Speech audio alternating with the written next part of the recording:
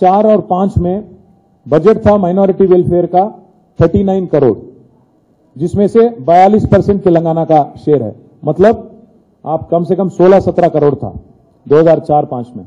और आखिरी में 2004-5 से लेके 13-14 तक अगर आप देखेंगे, आखिरी बजट था 509 करोड़ खर्चा किया गया, 509 करोड़ कुल मिला के पूरे मुत्तहिदा आंध्र प्रदेश में 23 जिलाओं के लिए, 23 अजलाओं के लिए।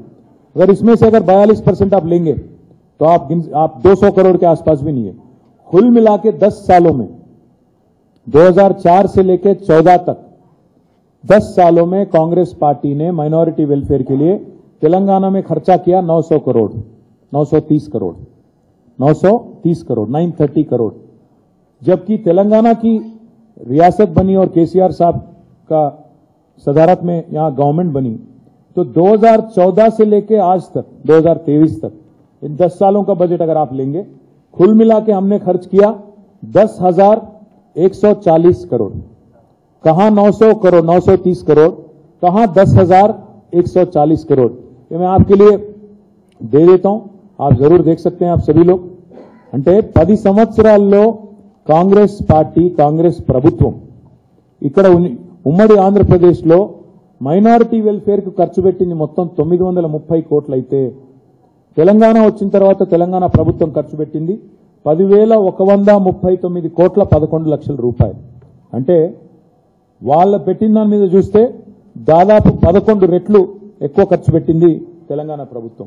అది మాత్రమే కాదు, వాళ్ళ కాంగ్రెస్ పార్టీ సిన్సియారిటీ, వాళ్ళు మాట్లాడుతున్నారు हम लोग 4,000 करोड़ बजट लगाएंगे. आप क्या करेंगे 4,000 करोड़?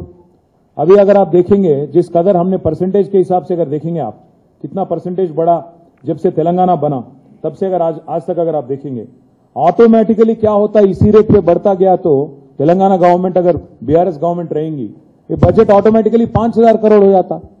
आप क्या करेंगे 4,000 करोड़? आज जो बजट है तेलंगाना गवर्नमेंट जिस हिसाब से बढ़ाई, अगर आप उसका परसेंटेज इंक्रीज देखेंगे हर साल, आज ऑटोमेटिकली 5,000 हो जाता. तो इसीलिए हम हमारे मैनिफेस्टो में केसीआर भरोसा प्रोग्राम जो है उसमें साफ साफ सीएम साहब ने कहा कि हम बढ़ाते जाएंगे माइनॉरिटी वेलफेयर बजट, जिस कदर हम लोग बढ़ाते गए पिछले 10 साल आगे भी बढ़ाएंगे करके हमने कह दिया. तो आपकी 4,000 क्या है, 5,000 यहीं पे बन रहा.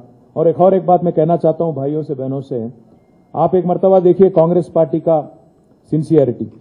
आज तेलंगाना में आके बोलते 4,000 करोड़ करेंगे, पर अगर आप देखेंगे कर्नाटक में जहां आबादी करीब करीब 1 करोड़ है, वहां उनका बजट है 200 करोड़, 2,000 करोड़. और राजस्थान में जहां कांग्रेस गवर्नमेंट है, जहां आबादी करीब करीब 80 लाख है, वहां उनका बजट है 2,000 करोड़. और तेलंगाना में जहां आबादी है 50 लाख, वो बोलते हैं यहां पे कि 4,000 करोड़ करेंगे, जबकि तेलंगाना गवर्नमेंट ऑलरेडी 2,200 करोड़ यहां पे बजट अलॉट करी. मैं हमारे भाइयों से, बहनों से यही कहना चाहता हूं, चाहे वो मुसलमान हो, क्रिश्चियन हो, सिख हो, जो भी माइनॉरिटी हो, आज तेलंगाना का सबसे ज्यादा बजट है पूरे हिंदुस्तान में. तारीख में इतना बजट किसी ने नहीं दिया माइनॉरिटी वेलफेयर के लिए सिवाय केसीआर साहब.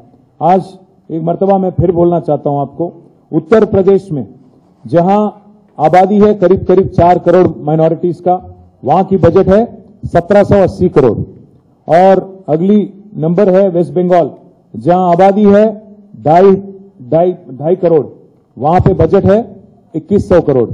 और उसके बाद आता है आपका महाराष्ट्र, जहां आबादी है 1.5 करोड़ और वहां की बजट है 674 करोड़.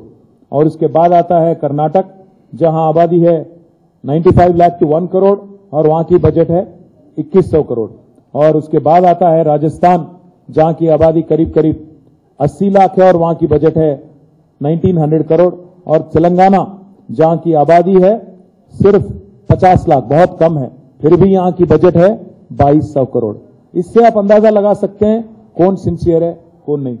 मैं यही एक ही बात कहना चाहता हूं, आज जो प्रपोजल इस डिक्लेरेशन में आपने दिया, ये सरासर गलत है, सरासर बहुत डेंजरस है, खतरनाक है. इससे बीसीज और मुसलमानों के बीच में और बीसीज और माइनॉरिटीज के बीच में तनाव पैदा हो सकता है और अननेसेसरी एक सिचुएशन खड़ा हो सकता है. अच्छी बात नहीं है. एक बात, आज कांग्रेस पार्टी बोलती है कि हम ऑनरोरियम देंगे इमाम्स और मौजन को. मैं पूछना चाहता हूं, आज हिंदुस्तान में जहां कहीं भी आपकी गवर्नमेंट है, चाहे वो कर्नाटक हो, राजस्थान हो, हिमाचल प्रदेश हो, वहां दे रहे क्या आप? पहली मर्तबा केसीआर साहब ने यह फैसला लिया और उन्होंने ऐलान किया और आज 5,000 आज ऑनरोरियम दिया जा रहा है। हिंदुस्तान में कहीं भी कांग्रेस जहां भी गवर्नमेंट है वहां नहीं दिया जाता, यहां बात किया जाता है कि हम देंगे। हम जरूर वादा करते हैं इमाम से और मौजन भाई से कि आज जो 5,000 आपको मिल रहा इसको हम दुगना करेंगे और ऑन पार, जैसे अर्चक के साथ ऑन पार आपका भी 10,000 जरूर करेंगे, हम वादा करते हैं। साथ ही साथ एक और बात भी मैं कहना चाहता हूं, कांग्रेस पार्टी बार बार बोलती रहती है 12% तहफुजात के बारे में बीआरएस ने अपने वादा नहीं निभाया। मैं बोलना चाहता हूं, कहना चाहता हूं, हमने 16 अप्रैल 2017 को हमने लेजिस्लेशन पास किया असेंबली में तेलंगाना में और बिल हमने भेजा गवर्नमेंट ऑफ इंडिया को। गवर्नमेंट ऑफ इंडिया का रवैया तो आप जानते ही हो, उन्होंने इनकार कर दिया और इसलिए हमने क्या किया, कोशिश हमने ये की कि सुधीर कमीशन के जरिए एक जो रिपोर्ट बनी जिसको बैकवर्ड क्लासेस कमीशन ने भी रैटिफाई किया, हमने साफ साफ कहा कि ये रिलीजियस रिजर्वेशन नहीं है, सोशियो इकोनॉमिक बेसिस पे रिजर्वेशन आप दीजिए। बार बार हमने कोशिश की, तब जाके फिर हमें एक इतला मिला, एक खबर मिला कि कहीं ये 12% रिजर्वेशन के चक्कर में आप 4% भी ना खो दो। इसीलिए हमने स्ट्रेटेजिकली हमने ये सोचा कि आगे 2024 में जब सेक्युलर गवर्नमेंट बनेगी जिसमें बीआरएस का एक अहम भूमिका रहेगा, तो उसमें जरूर वादा निभाने की कोशिश, क्योंकि 2017 में हमने एक कानून पास किया तेलंगाना असेंबली में, तो निभाने की कोशिश पूरी तरह से तब करेंगे।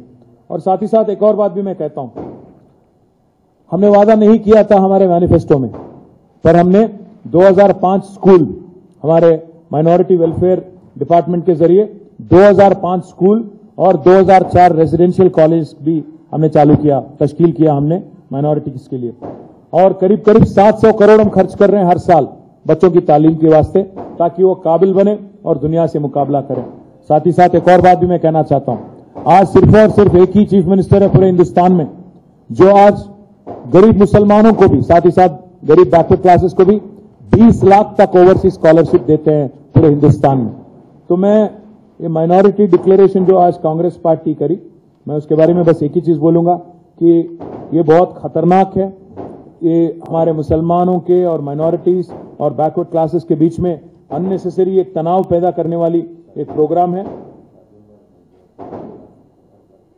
और जी, शादी मुबारक करके एक स्कीम जो हमारी गवर्नमेंट ने चालू की थी और उसमें आज तक 2,70,000 से ज्यादा बच्चों को फायदा मिला।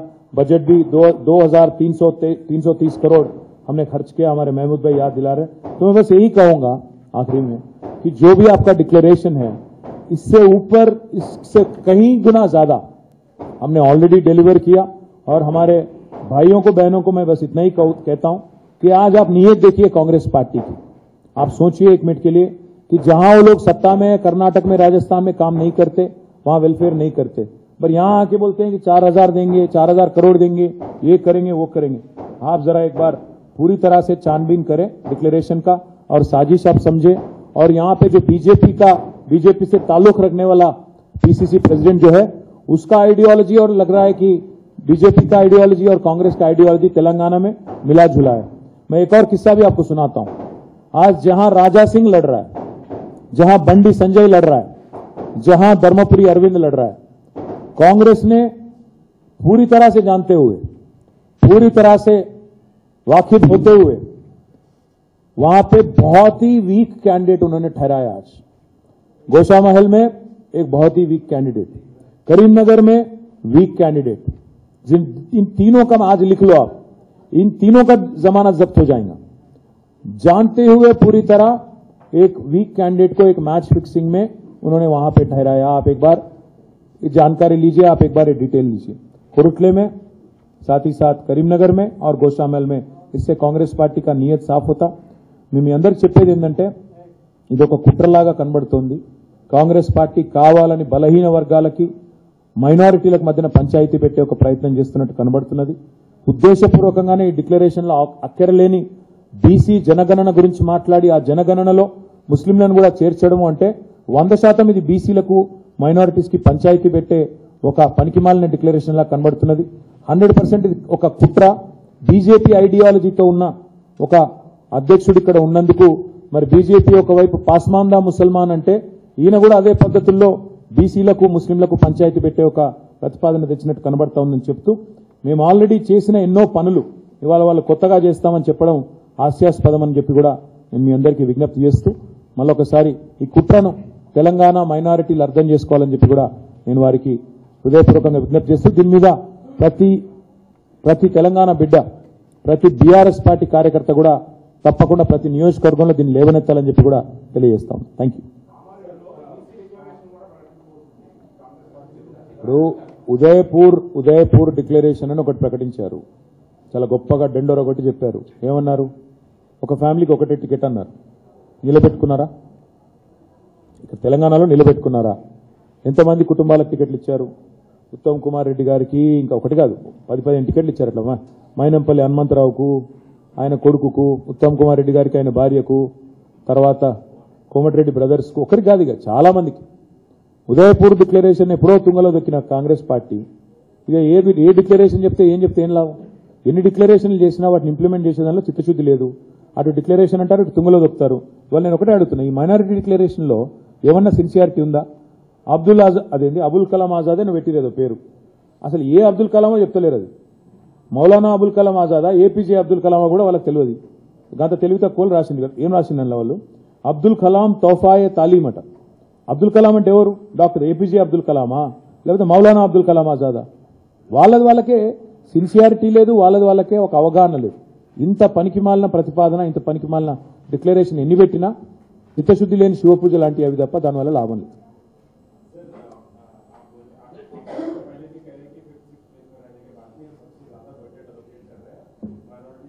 Per capita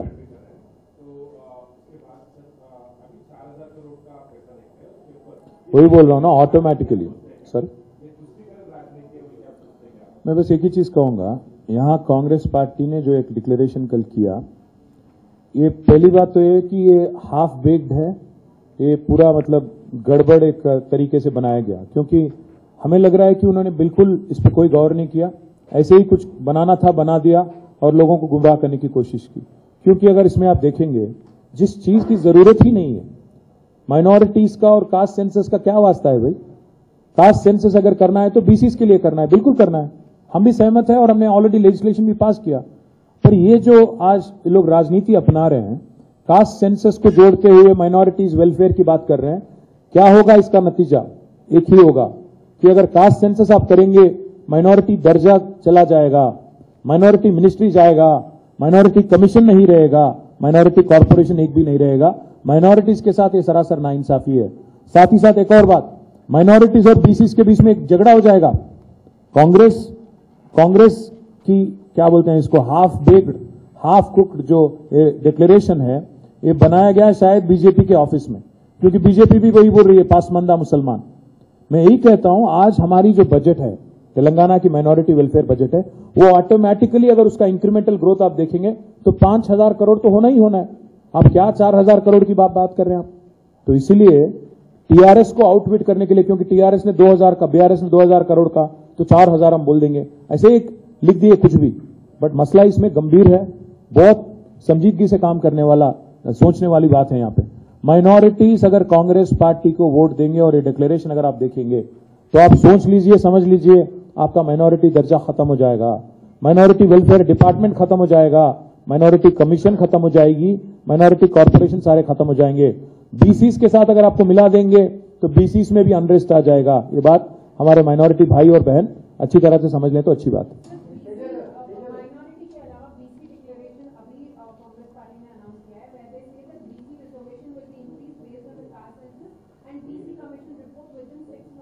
My point is very straightforward. They have no clue. They are utterly clueless. They are unclear as to what they want to say.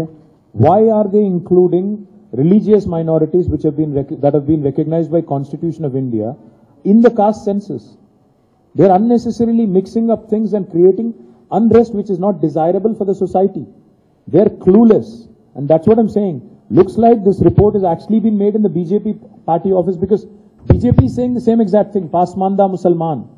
And now the Congress party seems to be towing the same line. That is where the problem is, and that is what minorities need to understand. Whatever distinction has been conferred, whatever special recognition has been conferred on them by the Constitution of India will be vetoed, will be destroyed by this declaration if they are voted. So let them understand very clearly that this is something that is going to destroy the very tenet of the Constitution which recognizes these guys as religious minorities.